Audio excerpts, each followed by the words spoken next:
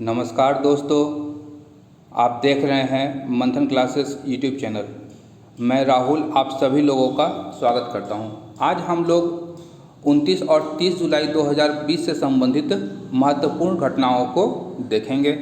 हमारे आज की प्रमुख घटनाओं में शामिल हैं एडीबी, कोविड-19 और भारत। कोविड-19 और उत्तर प्रदेश में जिला स्तरीय पैनल का गठन किया गया है। राष्ट्रीय शिक्षा नीति 2020, मानव तस्करी के विरुद्ध विश्व दिवस, अखिल भारतीय बाघ अनुमान सर्वेक्षण रिपोर्ट 2018, वायु प्रदूषण एवं भारत में जीवन प्रत्याशा पर एक रिपोर्ट आई है, उसको समझेंगे और देखेंगे। उसके पश्चात आश्रय सिस्टम और फिर अंत में करंट अफेयर्स वन लाइनर्स के रूप में देखेंगे। तो आइए शुरू करते हैं आज का हमारा वीडियो। पहली खबर है एडीबी, कोविड-19 और भारत। तो हाल ही में एशियाई विकास बैंक ने कोविड-19 के खिलाफ भारत की लड़ाई का समर्थन करने के लिए Asia Pacific disaster response fund से भारत को $3 मिलियन अनुदान देने की मंजूरी प्रदान की है। इसके प्रमुख बिंदु देखते हैं कि इसका जो वित्त पोषण होगा, यानी Asia Pacific disaster response fund से जो पैसा दिया जाएगा भारत को, उसका वित्त पोषण कौन करेगा? तो यह जापानी सरकार के द्वारा अनुदान के रूप में इसका वित्त पोषण किया गया है। इसका उपयोग कहाँ करेंगे? तो थर्मल स्कैनर, रोग की निगरानी में वृद्धि और शीघ्र पता लगाने, संपर्क का पता लगाने और उपचार में विभिन्न प्रकार के यंत्रों का उपयोग किया जा रहा है या विभिन्न प्रकार के संसाधनों का उपयोग किया जा रहा है। उन संसाधनों को खरीदने के लिए या उसकी उपलब्धता को सुनिश्चित कराने के लिए इस फंड का उपयोग किया जाएगा। इसके पश्चात देखते हैं केयर्स फंड, जिसे कहा गया है कोविड-19 सक्रिय प्रतिक्रिया और व्यय समर्थन कार्यक्रम। क्या है यह? तो सार्वजनिक स्वास्थ्य उपायों के साथ साथ गरीबों और आर्थिक रूप से कमजोर महिलाओं और पिछड़े वर्ग के समूहों के लिए सामाजिक सुरक्षा उपायों के लिए तत्काल सहायता प्रदान करता है यह केयर फंड। केयर्स कार्यक्रम को सीपीआरओ, यह भी एडीबी की ही एडीबी का एक विकल्प है, जिसे कहा गया है कोविड-19 महामारी प्रतिक्रिया विकल्प के माध्यम से काउंटर साइक्लिकल सपोर्ट फैसिलिटी के तहत वित्त पोषित किया जाता है। केयर्स और सीपीआरओ दोनों प्रोग्राम जो हैं या दोनों कार्यक्रम जो हैं वह एडीबी के ही कार्यक्रम हैं। इसके पश्चात देखते हैं कि कोविड-19 और भारत में जिला स्तरीय पैनल। तो मुख्य बिंदु क्या है इस खबर से संबंधित? तो हाल ही में उत्तर प्रदेश सरकार ने यह निर्णय लिया है कि वह जिला स्तर पर एक कोविड-19 वायरस महामारी से निपटने के लिए जिला मजिस्ट्रेट, मुख्य चिकित्सा अधिकारी और मुख्य विकास अधिकारी के तत्वावधान में एक समिति का गठन करेगी, जो कि एक जिला स्तरीय पैनल के रूप में कार्य करेगी। इसका उद्देश्य क्या होगा? तो कोविड-19 महामारी से अधिक प्रभावी ढंग से निपटने के लिए कार्य योजना को तैयार करने हेतु इसका गठन किया गया है। इसका मुख्य कार्य क्या होगा कि यह जिला में एकीकृत कमान और नियंत्रण केंद्र के रूप में कार्य करेगी। अन्य निर्णय क्या लिए गए हैं? अन्य निर्णय है कि टेलीमेडिसिन सुविधा को मजबूत करने और उसका उचित प्रचार करने के लिए जन जागरूकता अभियान चलाना। इसके पश्चात देखते हैं कि राष्ट्रीय शिक्षा नीति 2020। तो खबरों में बनी रही कि 1986 के बाद यानी 34 साल के पश्चात देश की शिक्षा नीति में बदलाव करने की सरकार की योजना है। इस नीति का ड्राफ्ट जो है इसरो के पूर्व वैज्ञानिक रह चुके शिक्षाविद के कस्तूरी रंगन के नेतृत्व में गठित एक समिति ने तैयार किया है। इसके मुख्य बिंदु क्या हैं? तो इसका मुख्य उद्देश्य है देश भर में स्कूलों में सभी स्तरों के छात्रों को सार्वभौमिक शिक्षा सुनिश्चित करवाना। इसके पश्चात है कि सकल नामांकन अनुपात 2030 तक स्कूल शिक्षा में 100% सारे बच्चों का सकल नामांकन अनुपात प्राप्त करने का लक्ष्य निर्धारित किया गया है। उसके पश्चात है एचआरडी, ह्यूमन रिसोर्स डेवलपमेंट या मानव संसाधन विकास मंत्रालय का नाम परिवर्तित करके मिनिस्ट्री ऑफ एजुकेशन या शिक्षा मंत्रालय करने का प्रावधान किया गया है। इसके पश्चात विश्व की बड़ी यूनिवर्सिटीज़ को भारत में अपना कैंपस स्थापित करने की अनुमति दी जाएगी इस नीति के अंतर्गत। इसके अतिरिक्त तकनीकी संस्थानों में आर्ट्स और ह्यूमैनिटीज, जिसे मानविकी भी कहा जाता है, इनसे संबंधित विषयों को भी पढ़ाने का प्रावधान किया जाएगा। इसके पश्चात एक एग्ज़ाम नेशनल टेस्टिंग एजेंसी का गठन किया जाएगा, जो संपूर्ण देश में विभिन्न संस्थानों में एडमिशन के लिए एक कॉमन एंट्रेंस एग्ज़ाम आयोजित कराने हेतु यह प्रतिबद्ध होगी। यद्यपि इस प्रकार के टेस्ट ऑप्शनल होंगे तथा यदि छात्र नहीं चाहेंगे कि उन्हें नहीं देना है तो वो नहीं भी दे सकते हैं। इसके अतिरिक्त क्षेत्रीय भाषाओं में भी ऑनलाइन कोर्स उपलब्ध करवाए जाएंगे कि 8 प्रमुख क्षेत्रीय भाषाओं के अतिरिक्त कन्नड़, उड़िया और बंगाली में भी ऑनलाइन कोर्स उपलब्ध होंगे।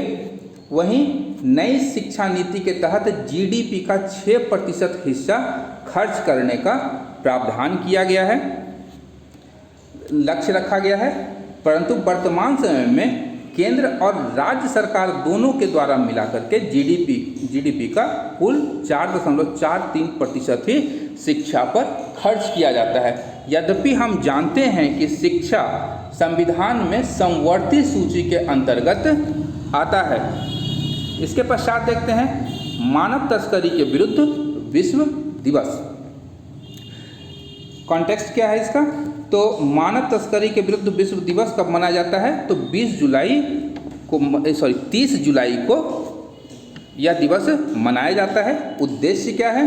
तो मानव तस्करी के विरुद्ध जागरूकता और पीड़ित व्यक्तियों के अधिकारों की रक्षा के लिए जागरूकता फैलाना। यह किसके द्वारा मनाया जाता है? तो संयुक्त राष्ट्र की एक संस्था है, United Nations office on drugs and crime के द्वारा यह दिवस मनाया जाता है। इस वर्ष इस दिवस का थीम क्या था? तो committed to the cause working on the front line to end human trafficking इस दिवस का थीम था। उसके पश्चात देखते हैं अखिल भारतीय बाघ अनुमान सर्वेक्षण रिपोर्ट 2018, जिसे बाघ दिवस के अवसर पर ही जारी किया गया। जारीकर्ता कौन थे? तो केंद्रीय पर्यावरण, वन और जलवायु परिवर्तन मंत्रालय के द्वारा इसे जारी किया गया है। रिपोर्ट के प्रमुख बिंदु देखते हैं कि आखिर इस रिपोर्ट में क्या क्या बताया गया है कि देश में कुल कितने टाइगर रिजर्व हैं वर्तमान समय में? तो 50 है। तो डाम्फा रिजर्व मिजोरम, बुक्सा रिजर्व पश्चिम बंगाल और पलामू रिजर्व झारखंड में अब बाघ नहीं पाए जाते हैं। यह पलामू रिजर्व ध्यान में रखिएगा।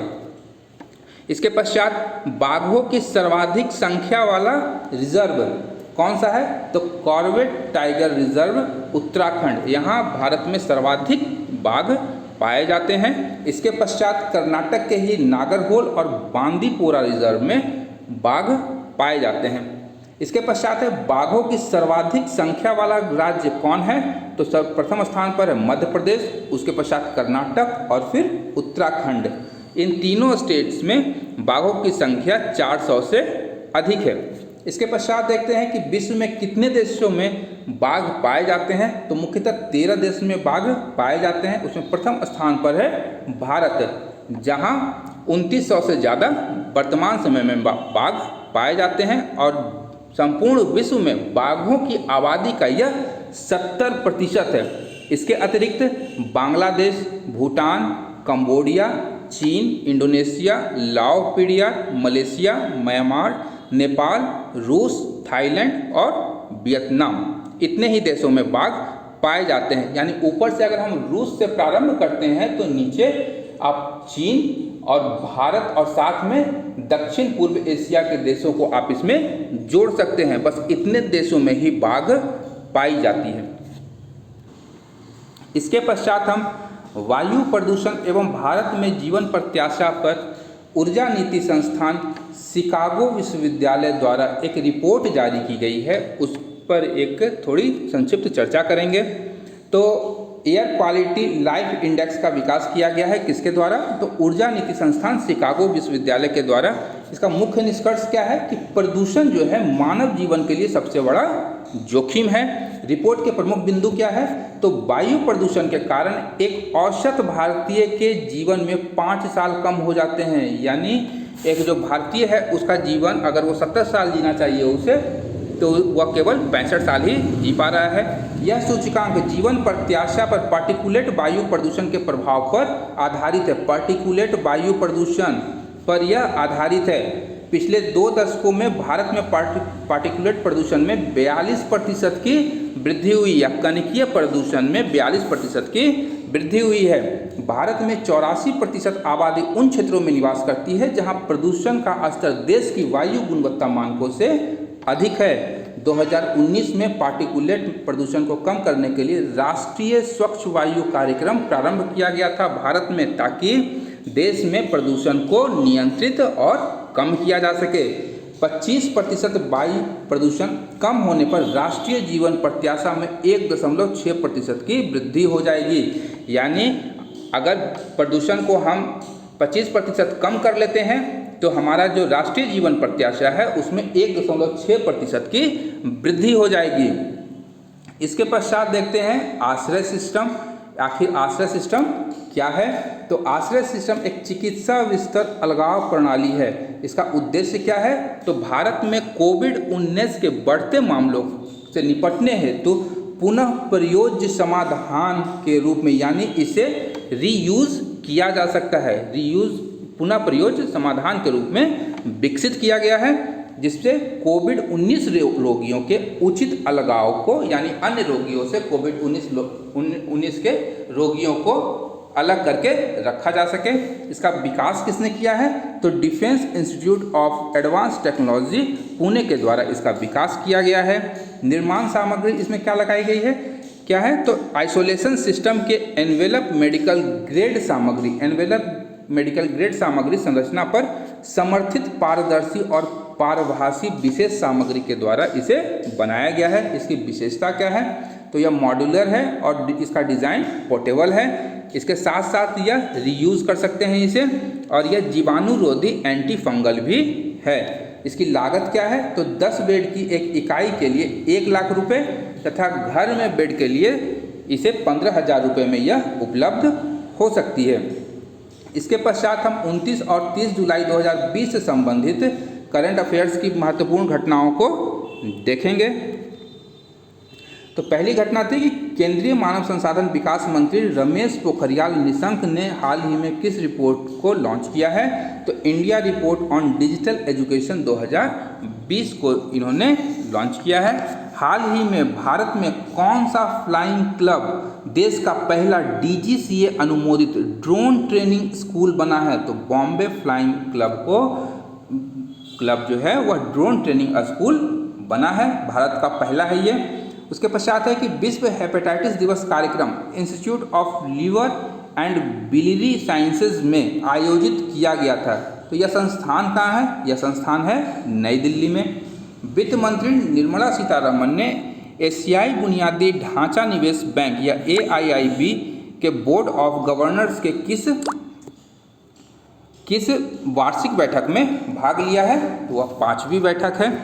इसके पश्चात देखते हैं कि विश्व प्रकृति संरक्षण दिवस कब मनाया जाता है? तो यह 28 जुलाई को मनाया जाता है।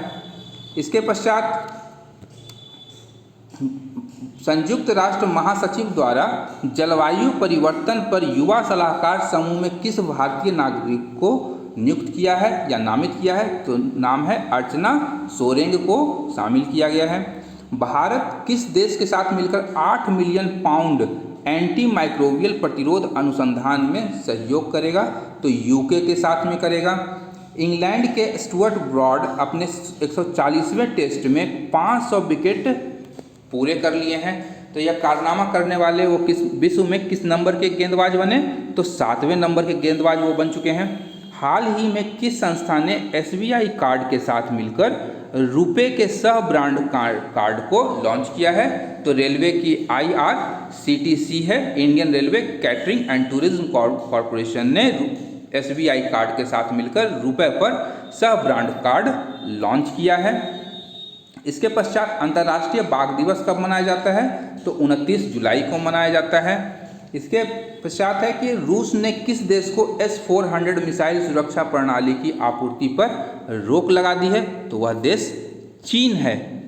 इसके पश्चात हम देखते हैं कि हाल ही में किस अभिनेत्री का निधन हो गया जिन्होंने मदर इंडिया, कोहिनूर एवं एक सपेरा जैसी फिल्मों में उन्होंने काम किया था। तो उनका नाम है कुमकुम। हाल ही में भारत ने यूरोपीय संघ के साथ वैज्ञानिक सहयोग समझौते को कितने साल के लिए नवीनीकरण करने का फैसला किया है? तो वह है 5 साल, यानी 5 साल, अगले 5 साल तक हम यूरोपीय संघ के साथ वैज्ञानिक सहयोग पर हम उन लोगों के साथ में सहयोग करेंगे। तो ओल्ड ट्रैफर्ड मैनचेस्टर में अंतिम टेस्ट में इंग्लैंड वेस्ट इंडीज श्रृंखला को किस देश ने 2-1 से जीता है? तो उत्तर होगा इंग्लैंड ने जीता है। इसके पश्चात है कि उत्तर प्रदेश राज्य सुन्नी सेंट्रल वक्फ बोर्ड ने अयोध्या में 5 एकड़ भूमि पर मस्जिद बनाने के लिए किस ट्रस्ट का गठन किया है? तो वह ट्रस्ट का नाम है Indo Islamic cultural foundation trust. इसके पश्चात देखते हैं कि केंद्रीय मंत्रिमंडल ने हाल ही में पारंपरिक चिकित्सा पद्धति और होम्योपैथी के क्षेत्र में सहयोग पर भारत और किस देश के मध्य समझौता ज्ञापन को मंजूरी दे दी है? तो जिम्बाब्वे के साथ में हम पारंपरिक चिकित्सा पद्धति और होम्योपैथी के क्षेत्र में सहयोग करेंगे। इसके पश्चात है कि बांग्लादेश के युवा तेज गेंदबाज काजी अनीक इस्लाम को 2018 में 2 परीक्षण में विफल होने के कारण राष्ट्रीय क्रिकेट बोर्ड ने, यानी बांग्लादेश के क्रिकेट बोर्ड ने कितने साल के लिए प्रतिबंधित कर दिया है? तो 2 साल के लिए किया गया है।